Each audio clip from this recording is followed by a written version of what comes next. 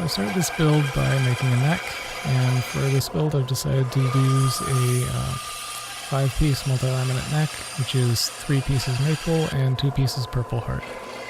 So what I'm doing here is cutting out the individual pieces of the neck, and I'm cutting them in such a way that when I glue them together, this will essentially book match the grain. So 2 pieces of Purpleheart and 2 pieces of maple will have grain going in the opposite direction once they're in the neck. And this will help to keep the neck straight and prevent it from twisting and warping after it's all put together.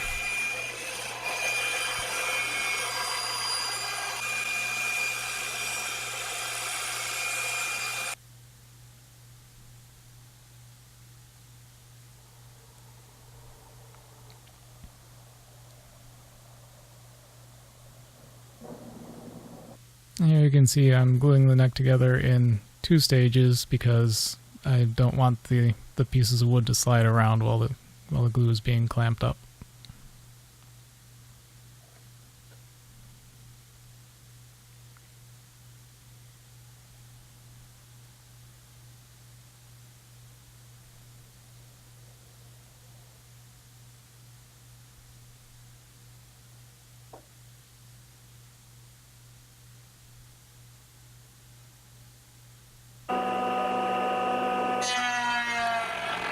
Now I'm running the glued up neck blank through the jointer so that it will have a smooth and flat working surface for the area that the fretboard will be attached to. And now cutting out the headstock angle.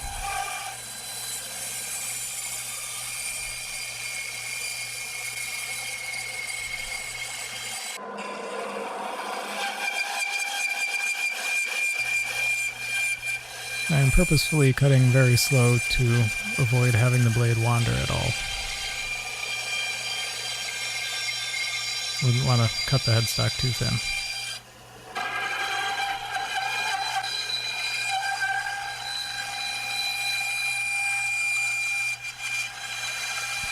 And here a second pass just to clean it up.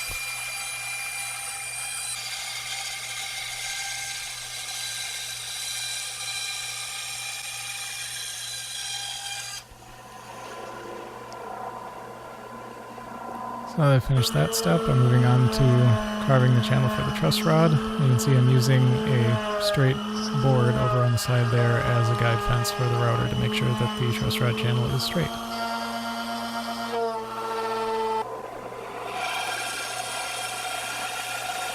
After that, I cut out the rough profile of the neck.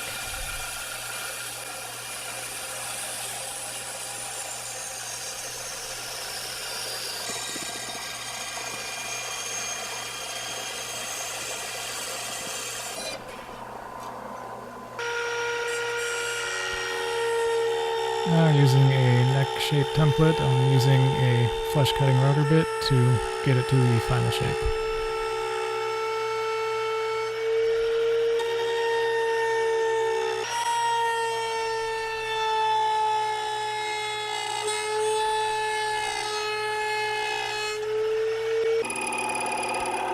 And now using the drill press to cut out part of the shape of the headstock.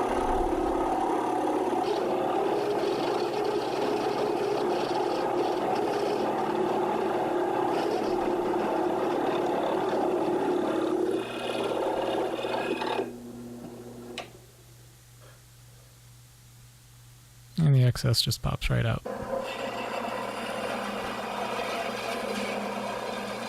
little bit more shaping of the headstock.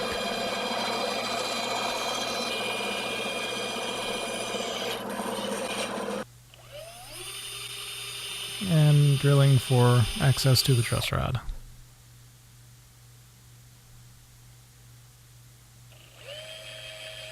Start by drilling straight in so that the tip of the drill bit has something to grab onto and not wander around when I move it into this angle for the final hole.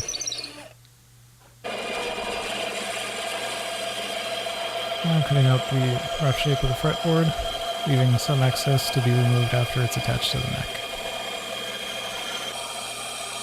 You can see I've already marked out where the fret slots will be cut, and those marks are made with a knife that I can then follow with the saw. Inserting the truss rod into the channel and placing some tape over it so that no wood glue gets into the truss rod channel when I'm attaching the fretboard. And cutting away the excess. Here I'm drilling through a couple of fret slots so that I have the ability to use some locating pins so that once I do glue the fretboard on, I know it's not going to slide around when I clamp it up. It will attach exactly where I want it to.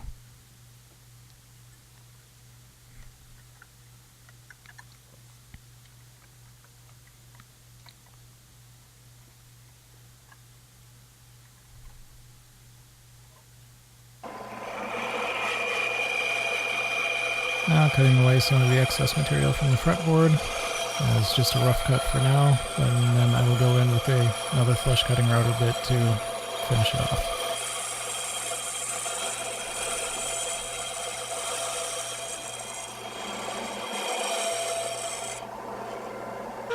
And there's the flush cutting router bit.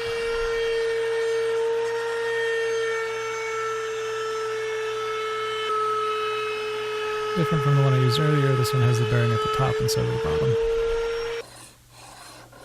So what I'm doing now, I had noticed that once everything was squared up with the fretboard, that there was a bit of an issue with the original fret slots as they were cut, in that they weren't quite in exactly the right place. But there was a second problem where the fretboard itself was much thicker than I needed it to be. So these two things actually worked out pretty well in my favor because I could just sand off all of the excess thickness from the fretboard and then get a free redo on the fret slots, which is what I'm cutting now.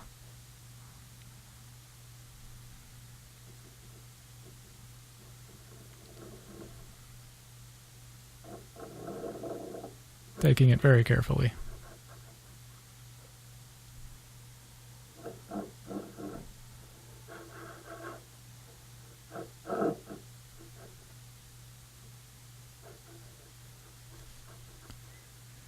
So now that that's been done, I'm going in with the radius block to set the radius of the fretboard. This is a 10-inch radius.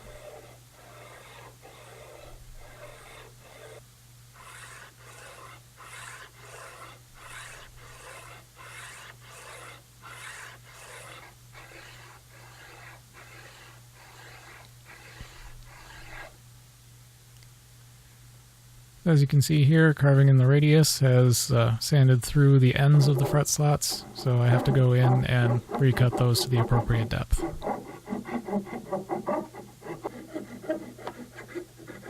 Now that's fairly easy since the middle of the fret slot is still there and the saw blade likes to follow it. And at this point I decided to get a little bit ambitious and try to do a custom inlay. I didn't have the appropriate inlay routing bits at that point, so I went in and did most of it with the drill press.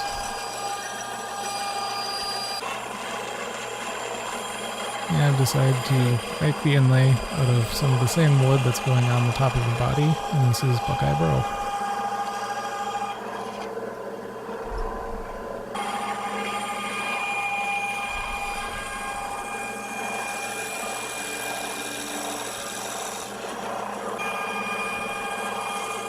Making some very careful cuts on the bandsaw.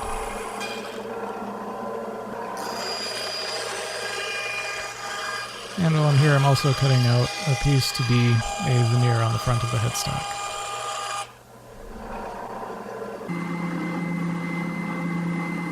And move over to the drum sander with one of its smallest sanding drums to work on the shapes of the pieces for the inlay. Going to have to go in with some hand tools to finalize them, and here's a dry fit.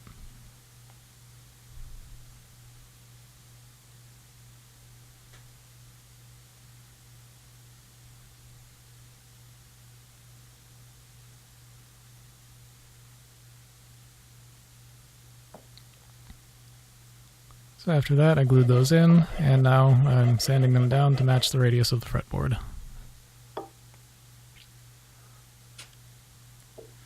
So here I'm sanding down the thickness of that headstock veneer because I also don't want to make the headstock too thick by adding this.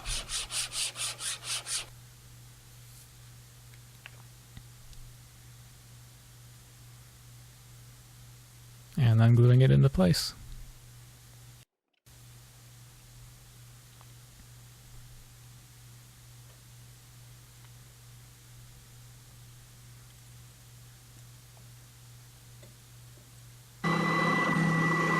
once the glue is dry, I'm going in with the drum sander once more to get the headstock veneer even with the shape of the headstock.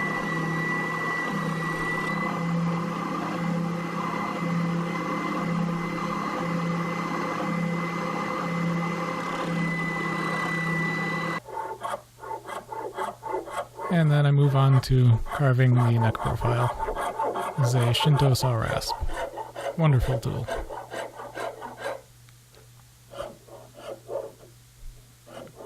It's a fairly time-consuming process to carve a neck this way, but you get a lot of control over the exact results, and you can make the neck the exact shape that you want it to be.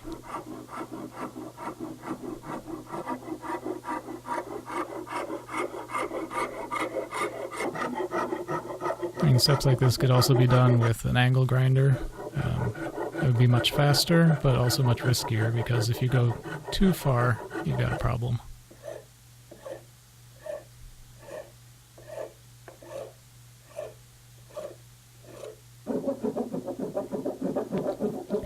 Now I'm going in with a round file to carve the shape at the heel, and then also for shaping the volute.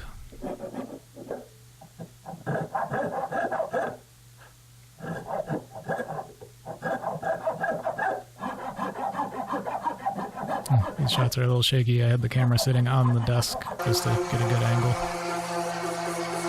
And then going in with a random orbital sander to smooth out the neck. Lots of hand sanding to follow.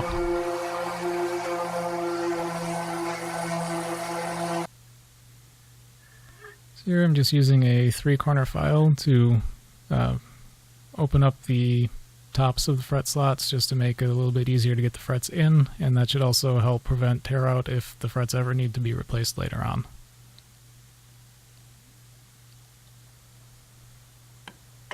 And then installing the frets.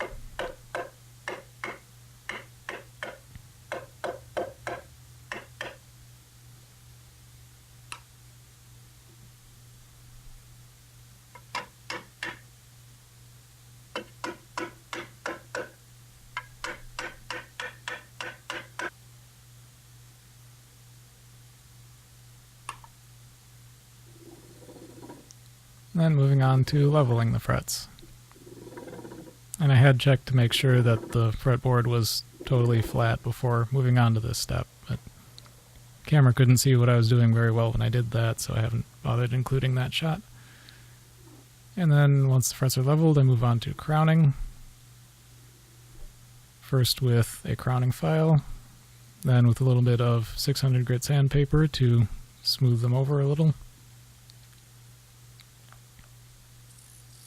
And after the sandpaper, I move on to some fret rubbers, going up from coarse to extra fine.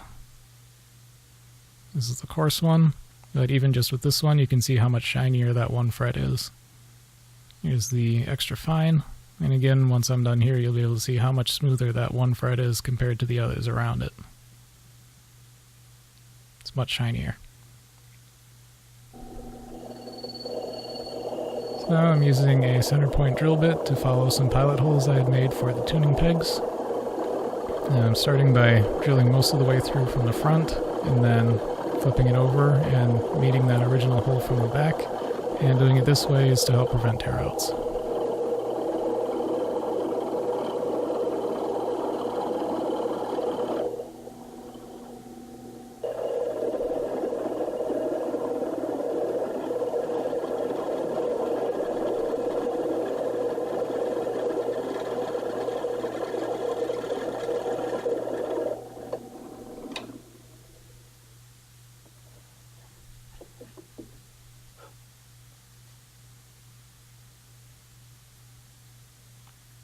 So now it's almost fully prepared. Here I am working on the nut. This is a buffalo horn nut, and I'm just lightly beginning the string slots in that. I'll get to finalize those later on once I can actually put the strings on it, see what the action is, and how much farther I need to file them. So now that I'm as far as I can go with the neck for now, moving on to the body. I am gluing the top onto the body. As I mentioned earlier, it's a Buckeye Burl top being glued onto a 3-piece Alder body.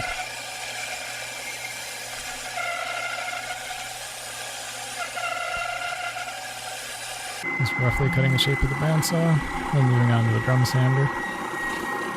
Now, a lot of people complain that I do a lot of my shaping with the drum sander rather than having a template and using the router bits to just do the shape the same way every single time, but I really like going in and shaping with the drum sander because I can work out the shape by feel, and especially in the case of this body, the shape of the body changed quite a bit from the original design just because of how it felt while I was working on it.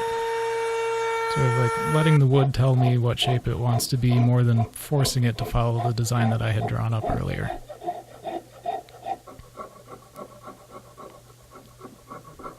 So now I was carving some of the surface of the body.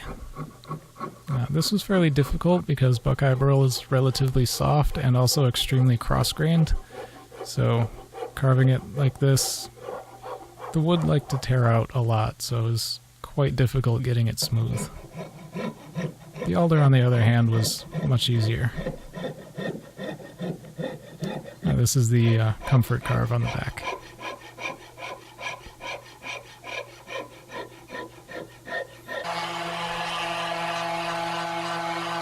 You can kind of see my whole carving process for these, beginning with a very rough round file, moving on to a saw rasp, and then going to a random orbital sander. So what I'm doing here is I'm applying a wood hardener to the Buckeye Burl on the surface, and this is to help stabilize the wood and try to avoid any more risk of tear-outs or things like that. And this is essentially a very, very thin super glue. It's about as thin as water, and it soaks into the wood extremely fast.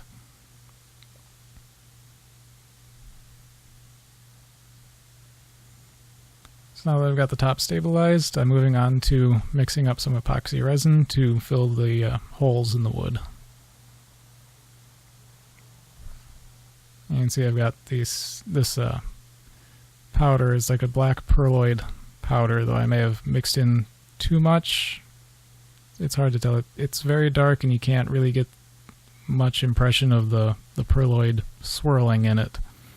Although with the light, when the light hits it the right way, it's fairly sparkly. Well, for most other angles, it just looks solid black. If I end up using a method like this again, I'll probably use a little bit less of that powder.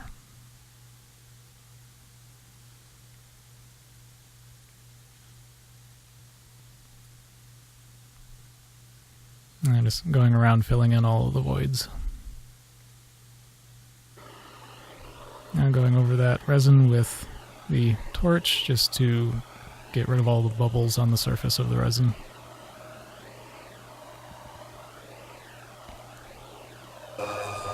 Now once all the resin is dry, coming in with the random orbital sander to sand it all flat.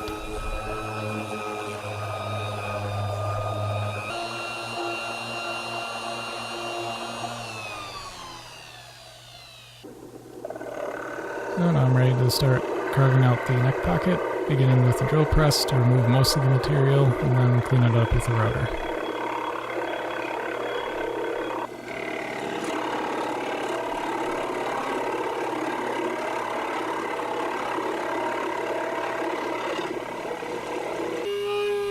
Now there I am with the router and a routing template.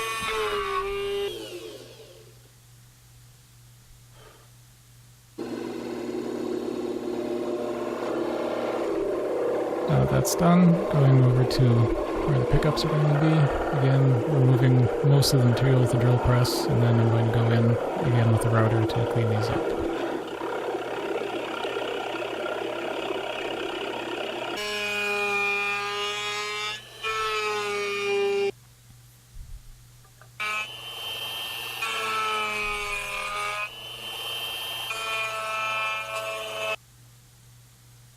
And there they are.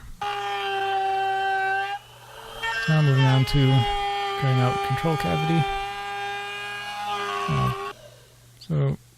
What I've been doing lately for control cavities is to set up guide fences, but since with this body there aren't really very many straight lines to follow, I ended up doing it mostly by hand and then cleaning it up with chisels. Now I need a back plate to cover up that control cavity, and I'm using some of the leftover Buckeye Burl.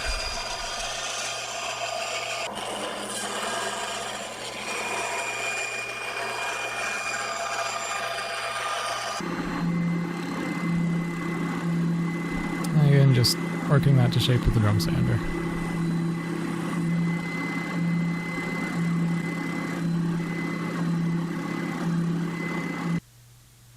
Here's the test fit. And it's a good fit. Wood is a little bit warped, but that's not a big problem.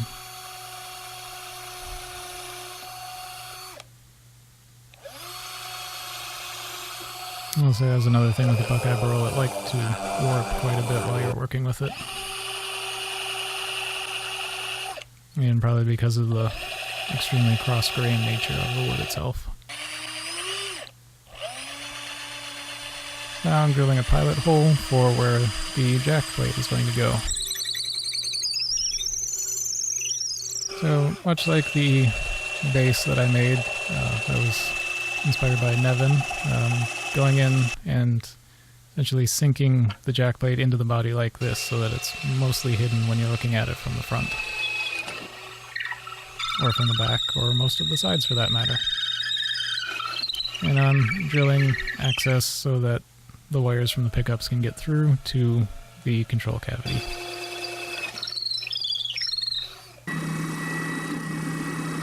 It's at this point I've decided to change the shape of the body a little bit and remove some material up on that end to allow for more access to the top of the fretboard. And a little bit more carving on the back, again to improve fretboard access.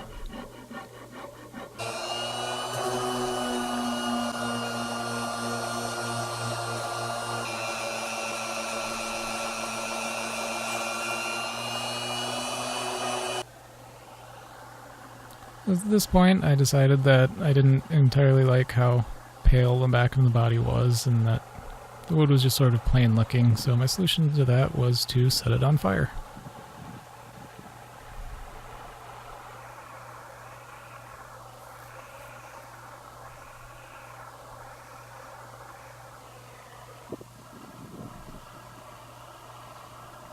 I know some people, when they do things like this, they burn it completely black, but I didn't want to take it that far. Removing most of the charring with the wire brush, and then getting it smooth once again with random orbital sanders.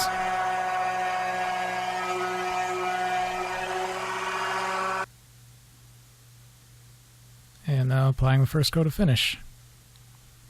I could go out of my way and show multiple coats being applied, but really there's only a reason to show the first coat going on, because after that they all pretty much look the same, but the first coat you can really see what's being done. And a few hours later, first coat on the back. Really brought out a lot of the color from the charring.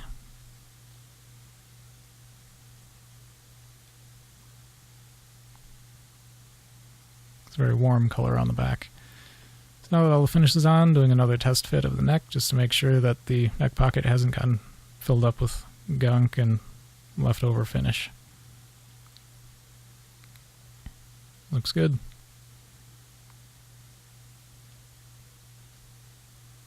Alright, so now that I made sure the fit is good, get to glue the neck into place.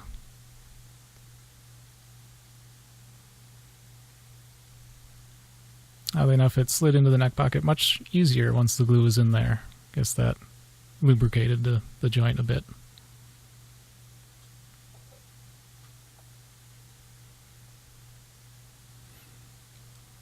So now painting the inside of the control cavity with an electrically conductive shielding paint.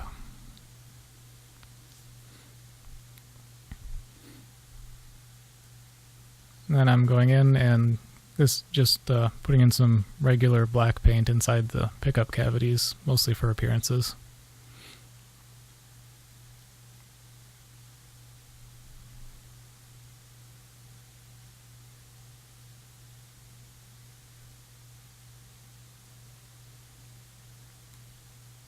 So now I'm moving on to applying finish to the neck.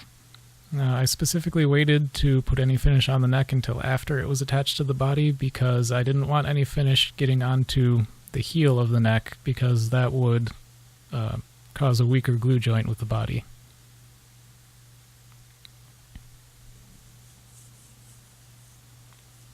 And see, the first coat actually looked pretty good on the neck, but I'm still sanding it down and doing multiple coats to make sure that it's properly protected and preserved and also feels good.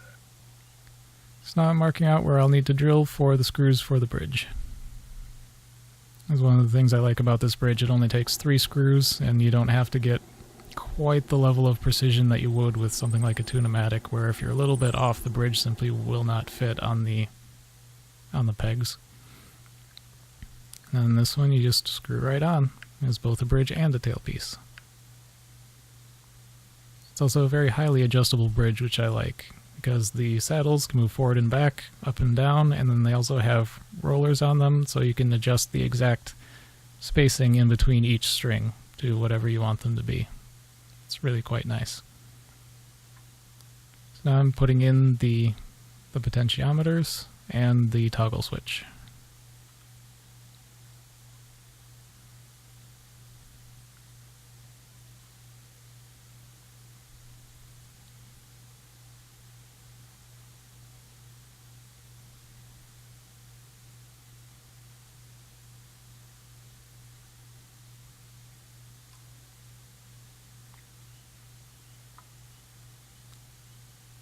Now fitting in the tuning pegs.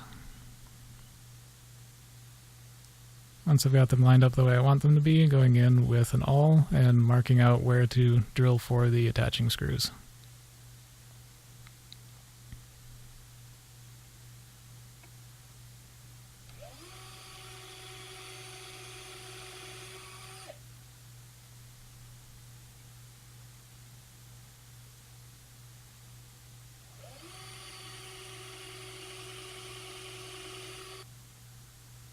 And then screwing them into place.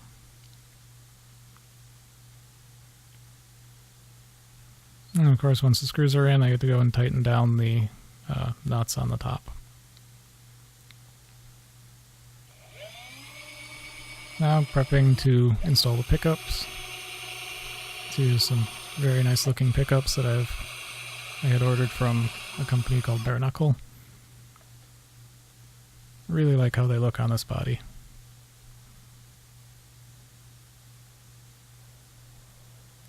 So it's at this point I noticed that I had forgotten something, which is to drill a channel for a ground wire to the bridge. So that was fairly simple to just take the bridge back off and drill afterwards. So there you can see the wire sticking out, and I'm attaching the bridge once again.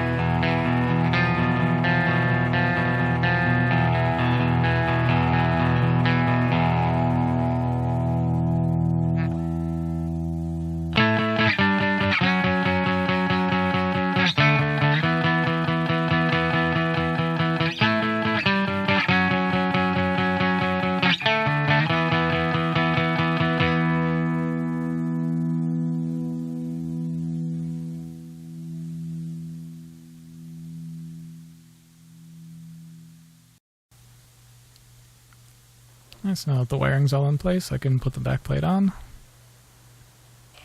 And we're nearly done. I can drill for the strap box.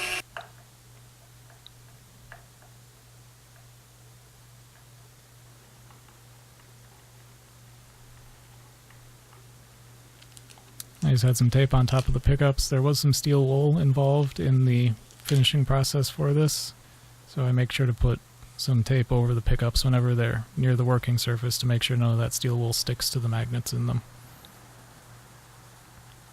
Now I'm applying some oil to the fretboard just to liven it up and preserve it, make sure it doesn't dry out.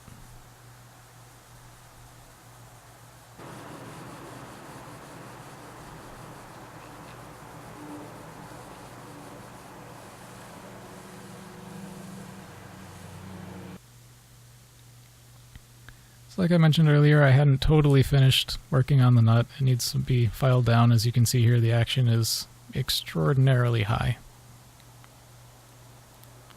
So now that the strings are on it, I can actually see just how high the action is and how much I need to file down each string slot.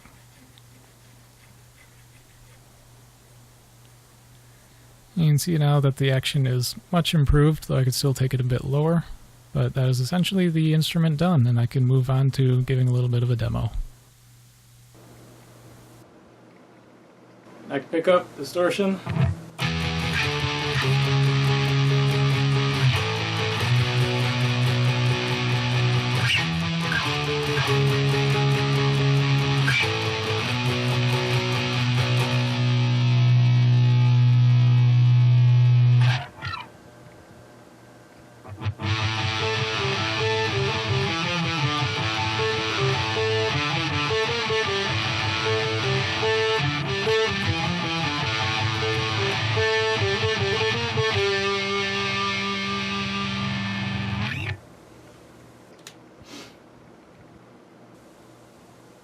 Bridge pickup.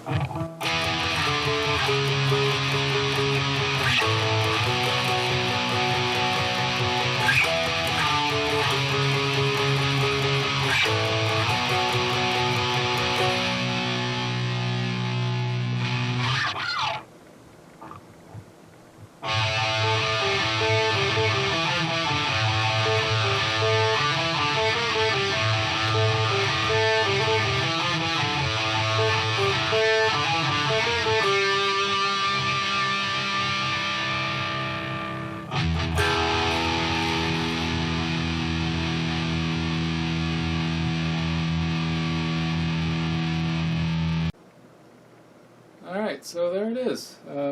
This design was meant to be kind of my take on something like a flying V, since I hadn't made one of those before, and felt like this would be kind of interesting. Body is Alder with Buckeye Burl on the front, and as the inlay, and the headstock and truss rod cover is ebony fretboard, 24 frets. Neck is maple and Purpleheart. The pickups are from Knuckle. It's the Rebel Yell set. I feel like those are pretty fitting for this instrument. Considering this was the first neck I've ever made, I'm very happy with how it turned out. Definitely some lessons learned along the way, some things I'll do differently next time. But for the first one, it plays really well, it's comfortable. All the frets are in the right place, it's all intonated really well, and I think it sounds pretty good. It's pretty comfortable. I specifically carved the back so that it's comfortable to play either sitting like this or like this. It balances pretty nicely. It's got some epoxy resin filling in these gaps here where there were holes through the wood or places where it was just kind of bark, I guess. And the coloring in the resin was like a pearloid black coloring. You don't really get the pearloid effect. I think it's just kind of too dark, and the spaces that's filling are just too small to really see that, but from the right angle you can see some of the sparkliness in it, which is pretty nice. Was not a huge fan of working with Buckeye Burl. It was just very strange wood. The grain going in just every mashed up direction made it pretty difficult, specifically with the carving. The wood just wants to tear out all over the place, and I think it kind of hurt the finish a little bit from what it could have been. The Alder was very nice to work with. I can definitely see myself using that again. So, probably won't go ahead and burn every guitar that I make. That's a little bit excessive. But overall, I'm pretty happy with how this turned out. So, hope you enjoyed.